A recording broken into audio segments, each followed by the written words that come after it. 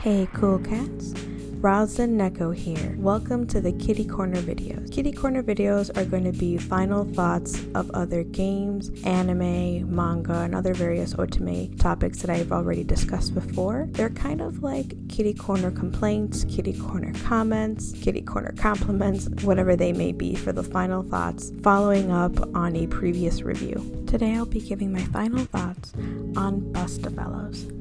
Now, this is one of the series I may get some flack for, but why do people honestly like this game? For me personally, it lacked romance. It was kind of dark. On one hand, these kind of relationships were realistic, where they slowly developed, but then near the end, they just kind of seemed infatuated with each other, or it just kind of came out of nowhere. For example, in Crow's Route, you see the main character and the crow hang out, relax, chill together. I honestly wasn't seeing any romantic vibes, but then at the end of the series, when you save him and his dad, then there's suddenly a confession between him and the heroine. It was kind of out of place. Another thing is that this series was a little dark. I personally love my kind of like my Disney romance stories or traditional ones, classic, where everything ends really good, but they touched on a lot of dark topics in this game. Immigration, trafficking, stabbing each other in the back, taking lives, just a lot of dark topics. I won't say it's the darkest series I've heard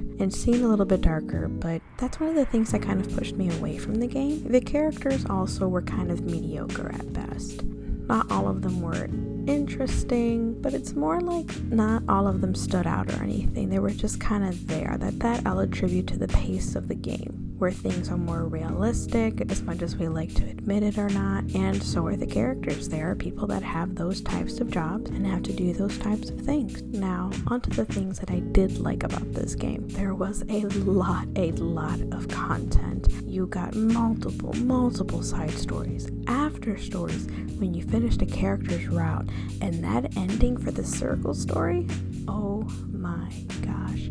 I would not have pegged Carmen to be in charge of this community that she had made. I would not have pegged Alex for being as old as he was in the game, or that he would have been part of Carmen's husband's murder. But just all of those out of nowhere situations and characters just made it all the more interesting. I'll definitely admit, definitely interesting. There were also lots of CGs with small changes, which was actually pretty nice to get compared to when we just get a CG 2, maybe 3 of a character in just one setting. This one had a lot of constant CGs, which was really nice to have. They didn't have too many shenanigans in this series, but they did have enough for me to be able to enjoy it. Their limited edition also was definitely stylized to the type game and art that it was. Overall, as much downs as I have for Bustafellows, I also have as much ups.